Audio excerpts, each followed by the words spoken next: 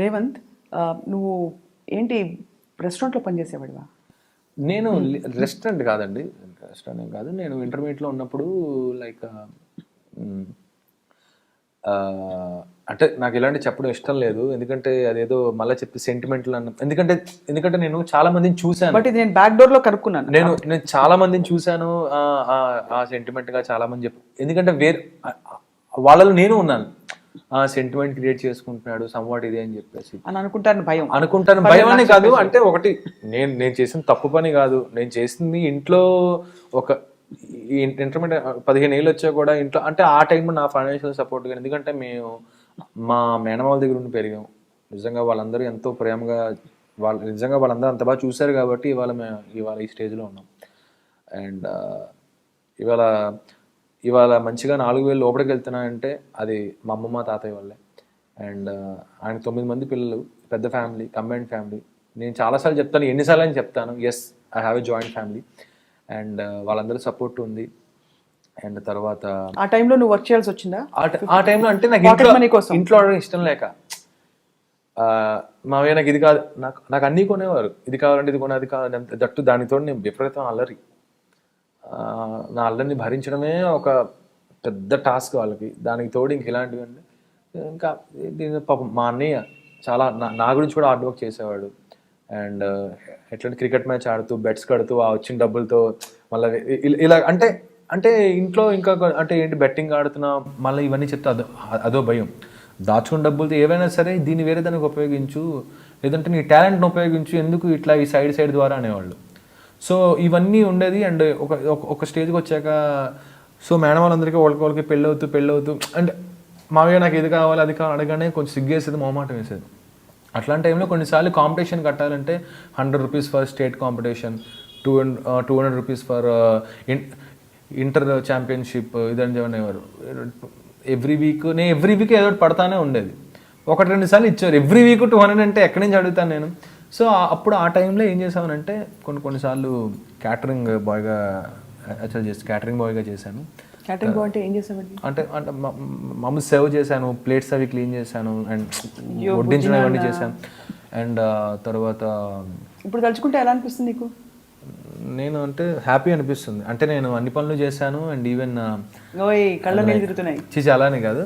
And అంటే నేను చేసిన తప్పు పని ఏం కాదు, అంటే ఆ విషయం నేను ఒక్కటే కోరుకున్న, ఆ విషయం మా ఇంట్లో తెలియకూడదు అనుకున్నాను. బట్ కానీ ఇండియన్ ఐడల్ ద్వారా ఆ విషయం చాలా మందికి తెలిసిపోయింది. వాళ్ళు నన్ను అడిగితే నేను ఇలా చేసి అలా చేసా అని చెప్పాను, కానీ ఇలాగ చేసా అని చెప్పలేదు. వాళ్ళు వెళ్ళి అనుమాలిక్ గారు చెప్పడం, అనుమాలిక్ గారు స్ట్రైట్గా ప్రతి ఒక్కరు నువ్వు బాహుబలిలో పాడావు అందుకని నిన్ను మేము ఇండియన్ ఐడల్కి సెలెక్ట్ చేసాం, నువ్వు ఆల్రెడీ స్టార్వి అందుకని నేను సెలబ్రేట్ చేసాం, మేము అందుకనే సెలెక్ట్ చేసాం అని చెప్పి చాలామంది చాలా రకాలుగా మాట్లాడేవారు. సో వాటికి అనుమాలిక్ గారు ఎవరేమనుకున్నా we need talent and this is a genuine programme అని చెప్పి ఆయన చెప్పడం జరిగింది. అండ్ నేను చాలామందికి ఆన్సర్ ఇద్దాం అనుకున్న టైంలోనే ఆయనే అందరికీ మంచిగా ఆన్సర్ ఇచ్చారు.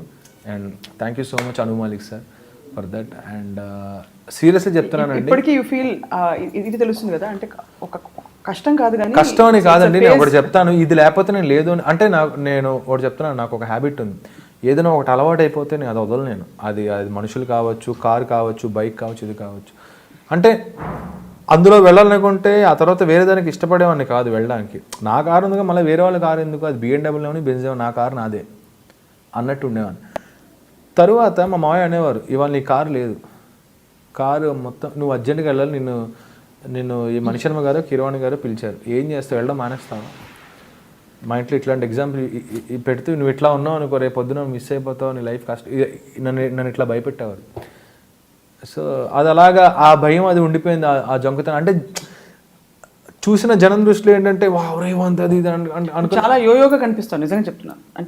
అంటే ఎమోషన్ ఉంది నీలో, అంటే యోయో అనేది అది నా స్టైల్. నాకు చిన్నప్పటి నుంచి నేను ఒకటి చెప్తానండి, మా మేనమామ వాళ్ళు బట్టలు వేసుకునేవాళ్ళం. అంటే రెడీమేడ్ బట్టలు కొనుక్కొని, పండగ అనగానే బట్టలు కొనుక్కొని అంత అంత అంత అంత ఏదో చాలామంది అనుకుంటారు రేవంత్ స్టైలిష్, రేవంత్ అది ఇది అని చెప్పి.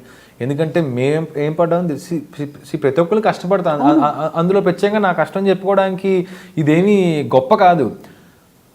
ఎవరికున్న వాళ్ళకి అంటే వాళ్ళ పరిధుల్లో వాళ్ళు ఎంజాయ్ చేస్తారు. మాతో మేము ఇప్పటివరకు కష్టపడ్డాం. సో అండ్ దట్ ఇప్పటివరకు కష్టపడుతున్నాం, ఇక ముందు కూడా కష్టపడతానే ఉంటాం. ఉండేది చిన్నప్పుడు ఉండేది, పెయిన్ ఉండేది అండ్ అవన్నీ ఉండేది. బట్ అవన్నీ కూడా మాకు తెలియనిచ్చేవారు కాదు. మా పాపం మా మేనమా వాళ్ళు మా గురించి చాలా సాక్రిఫైస్ చేశారు. అండ్ ఈవెన్ మా అమ్మగారు చాలా సాక్రిఫైస్ చేశారు. అండ్ ఈవెన్ తర్వాత మా అన్నయ్య, ఎవ్రీబడి. సో అందుకని నేనేంటంటే ఎస్, నేను బాగా సెటిల్ అవ్వాలి, బాగా సాధించాలి. నా ఒక్కడి కోసం ఎప్పుడూ ఆలోచించలేదు. మిగతా మా అందరి ఫ్యామిలీ గురించి ఆలోచించాను.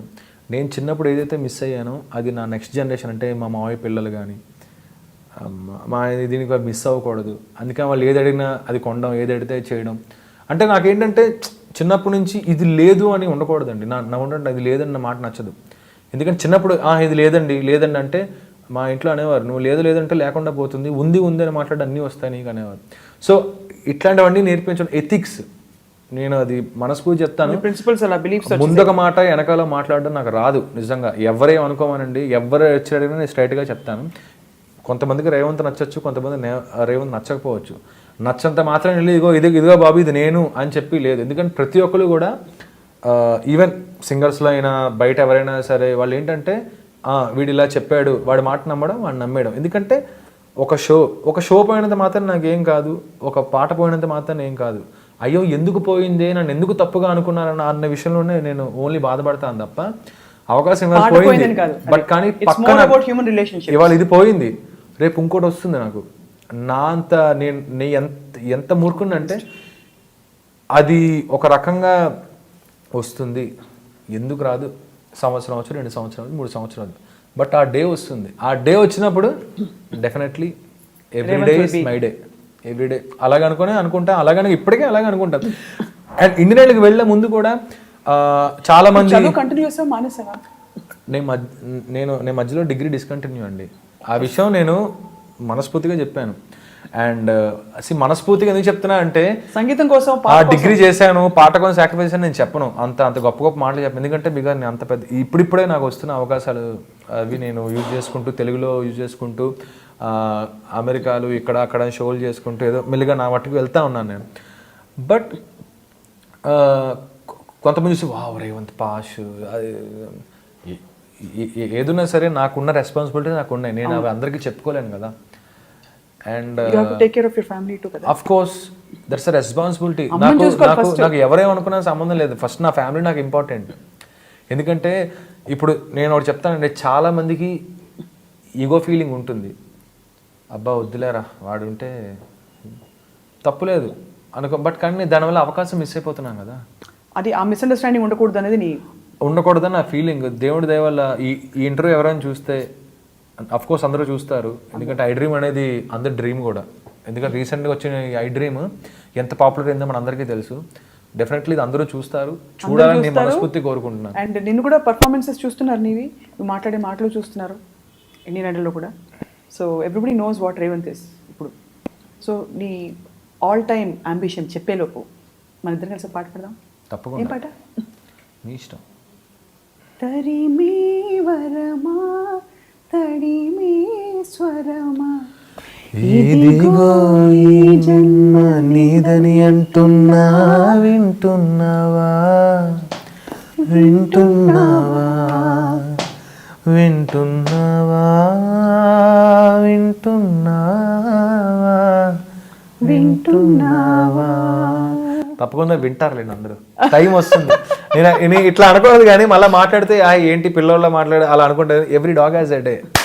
తప్పకుండా వస్తుంది. నేను కొన్ని స్లోగన్స్ చిన్నపిల్లలా కనిపిస్తారు, పక్కన నమ్ముతాను. ఆనెస్ట్లీ అంటే ఒకటండి, నేను మీకు అదే చెప్తున్నాను కదా, ఇండియన్ వెళ్ళే ముందు కొంతమంది ఇప్పుడు వెళ్తే నీకు అవకాశాలు అన్నీ పోతాయి, అసలకే ఇప్పుడు నీకు అవకాశాలు వస్తున్నాయి, మిస్ అయిపోతాయి కొంతమంది భయపెట్టారు. కొంతమంది ఏమో ఇలా అంటే మేబీ నేను ఒక పక్క అతను నా గురించి ఆలోచిస్తున్నాడంటే అతను నాకు ఇంపార్టెన్స్ ఇస్తున్నట్టే కదా. సో అట్లా ఇంపార్టెన్స్ ఇస్తున్న వాళ్ళందరికీ కూడా నేను థ్యాంక్స్ చెప్తాను. అండ్ నన్ను పాజిటివ్గా అనుకునే వాళ్ళకి నేను ఒకటి చెప్తున్నానండి, ఈ లైన్ ఇది కట్ చేసినా నేను ఓపెన్ చెప్తున్నాను. నన్ను పాజిటివ్గా అనుకునే వాళ్ళకన్నా నన్ను నెగిటివ్గా అనుకునే వాళ్ళకి నేను ముందుగా థ్యాంక్స్ చెప్తూ ముద్దు పెడతాను. ఎందుకంటే వాళ్ళు నన్ను ఎంత తిట్టుకుంటేనే నేను అంత పైకి ఎదుగుతావు. సీరియస్లీ 1, 2 సార్లు 3 సార్లు బాధపడతాను, ఇంకా అయిపోయింది చాలు. అంతే, ఇంకా ఇంకా బాధపడ నాకు ఇంకా వెక్స్ అయిపోయాను నేను. రేవంత్ ఇలాగా రేవంత్ అలాగన్నారు ఇక్కడ అక్కడ అంటే నాకు అర్థం కాదు. జనాలు అంత అమాయకంగా ఉంటారా లేకపోతే నిజంగా నమ్ముతారా? అంటే ఎవరైనా చెప్పగానే వెంటనే నమ్మేసి, నేను స్టైల్ ఉంటే అది నా ఇష్టం, నేను ఎవరితోనో మాట్లాడితే నా ఇష్టం. రేవంత్కి అమ్మాయిల ఫ్యాన్స్ ఎక్కువ అందుకనే బాగా అది నా తప్ప నేను వెళ్ళి ఏమైనా రండి అన్నానా? ఎందుకంటే ఇవన్నీ చెప్పుకుంటే తనకు తను చెప్పుకుంటే గొప్పగా ఉంటుంది. బట్ కానీ ఒకదానికి ఒకటి ఆన్సర్ లేకపోతే పొంతన ఉండదు. అలా అన్నారా నేను అమ్మాయిల ఫ్యాన్స్ ఎక్కువని? నేను అన్నాను ఫీల్ అయ్యావా ఫోన్లు వచ్చాయని? అది కాదండి, నేను అలానే కాదు, నేను ఉన్న ఫ్యాక్ట్ మీరు ఓపెన్గా అడుగుతున్నా, నేను ఓపెన్గా చెప్తాను. ఇది నేను ఎందుకంటే స్ట్రైట్గా మాట్లాడతాను. అది చాలా మంది నచ్చదు, అందుకని రేవంత్ ఈజ్ బ్యాడ్ అని అనుకున్నా, రేవంత్ ఈజ్ గుడ్ అనుకున్నా, ఎవరేమనుకున్నా ఫైనల్లీ నన్ను చాలామంది సపోర్ట్ చేస్తున్నారు.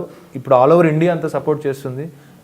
ఎన్ని చేసినా సరే మన వాళ్ళు టాలెంట్కి ఇంపార్టెన్స్ ఇస్తారని చెప్పి మరొకసారి ప్రూవ్ చేశారు. ఎలాగా? వాళ్ళ ఓట్ల ద్వారా. అవును, వాళ్ళ ఓటింగ్ ఎవ్రీ సండే కూడా సోనీ లైవ్ యాప్ డౌన్లోడ్ చేసుకొని ఆన్లైన్ ద్వారా ఓటింగ్ చేసి అండ్ తర్వాత ఎంకరేజ్ చేస్తూ రేవంత్ సూపర్ పాడవ్. ఎవరెవరైతే నన్ను నెగిటివ్గా అనుకున్నారో వాళ్ళు కూడా నాకు మెసేజ్ చేస్తుంటే చాలా హ్యాపీగా. Hi hello, this is Revanth. Watch my exclusive interview on I dream along with కుహు కుహు స్వప్న గారు. Thank you so much.